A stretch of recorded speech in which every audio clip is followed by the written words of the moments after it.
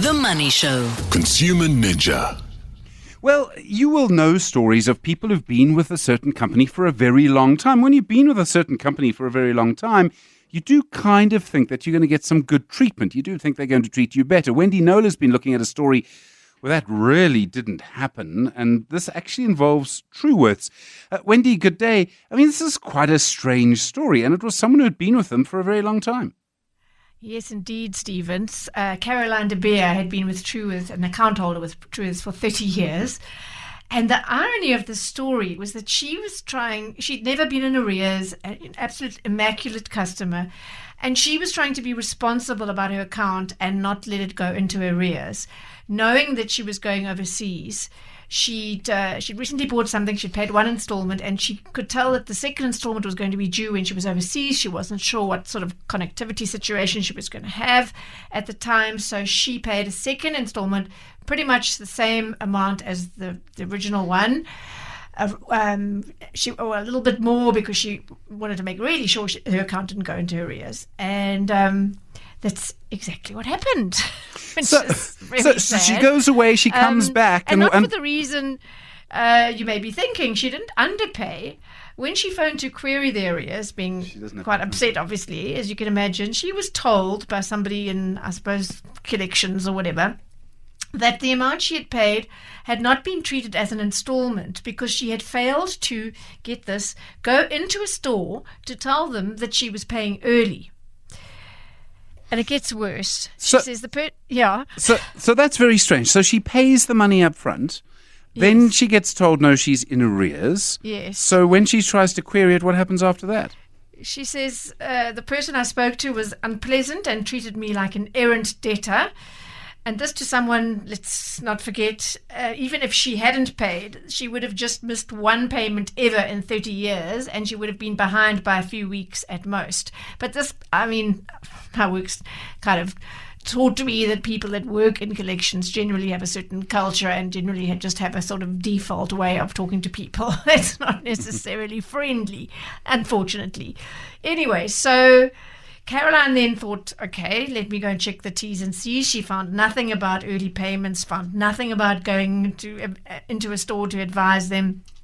So thoroughly annoyed at that point, she emailed the company stating what had happened and saying that she wanted to settle her balance in full, which then, of course, included interest for being in arrears, and she wanted to close the account.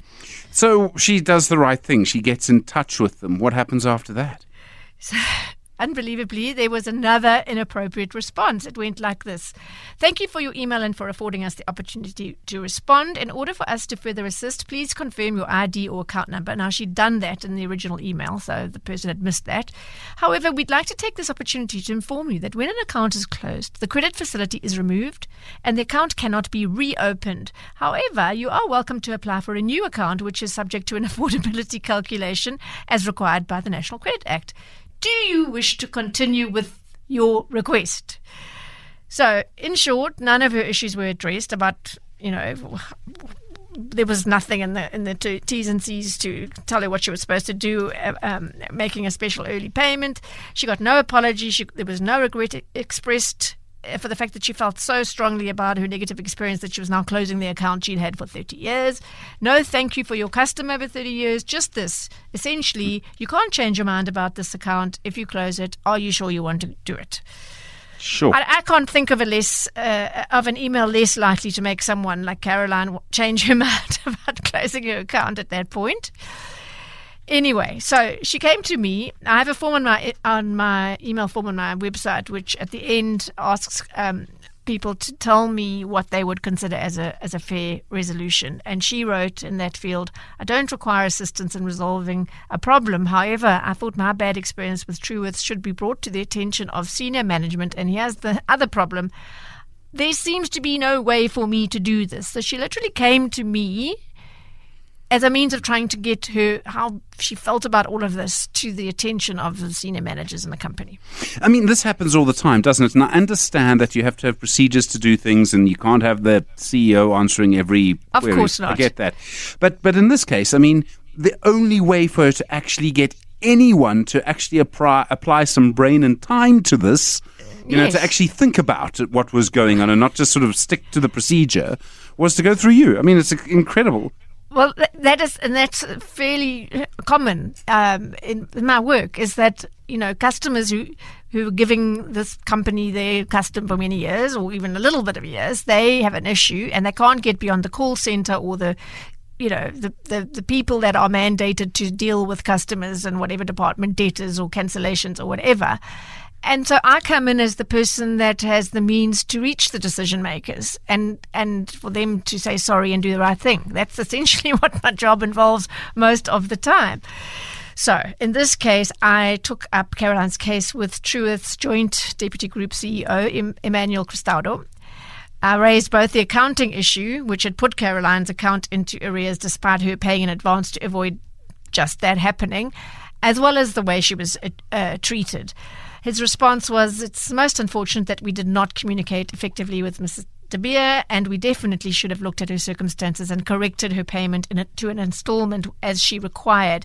We'll investigate the tone of the collections call and will deal appropriately with the collector should we feel this was not handled correctly. I've personally contacted Mrs. De Beer and apologized for what happened. She has accepted our apology and asked for her account to be reinstated. This has now been done. Well, it wasn't quite that way.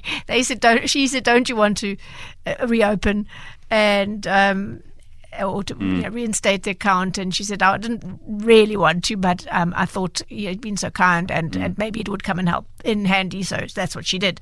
Still, I was in the dark then about what exactly happened, because I'm sure many people have done this in the past, thinking, let me just pay a little bit, in advance because I'm not going to be in a position to do it because I'm overseas or I'm in hospital or something at the time that it becomes due.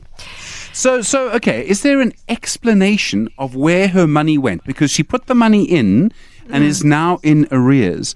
And I realize, and we come across this all the time, the people in charge of the money somehow seem to make that happen, whereas the rest of us seem to be caught out.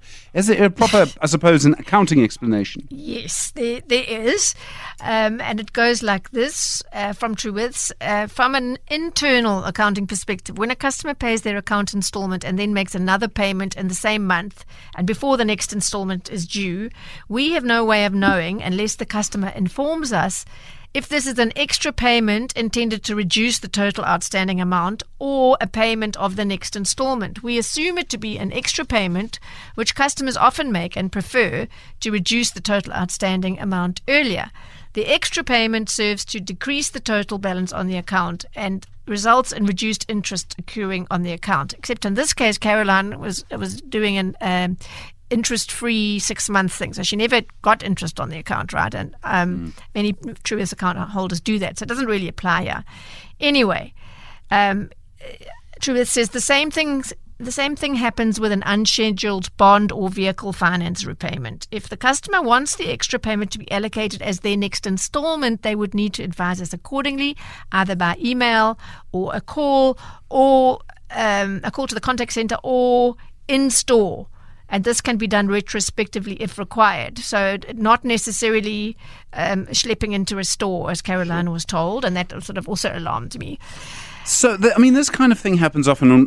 People with managing the accounts at the level that Truworths and other big organizations, banks do, they have all the IT tools, and someone will mention the phrase AI here, to go through accounts and to say, this account's got a bit too much money in it. Why? To flag it. And to then for them to take to actually do something. Instead, they seem to be demanding that the client do it all the time.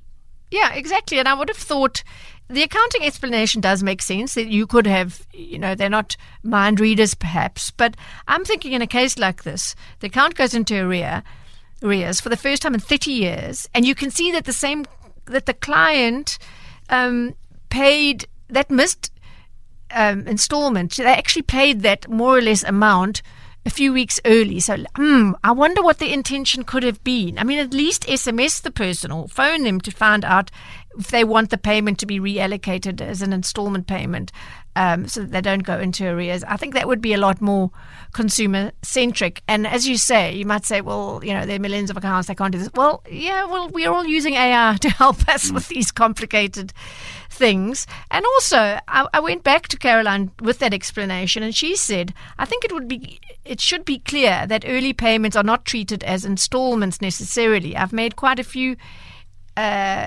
inquiries, and I've established that while some financial institutions follow Truworths procedure, it's not necessarily the norm. In any event, as I've just said, I believe it should be drawn to the customer's attention, and I still can't find any of that in their terms and conditions. So in the end, there was a happy ending. They had a lovely call. She's got a few $100 in that new account of hers, and she got what she wanted, which was to air her grievance and let someone high up understand what she was put through and why she felt so aggrieved that she chose to close her account of 30 years. Yeah. Well, I'm glad that there's a happy ending, but it is just a story about a big sort of entity that treats people as if they're faceless when they do have faces. And that's really the issue. Wendy Knowler, thank you very much indeed, our consumer ninja.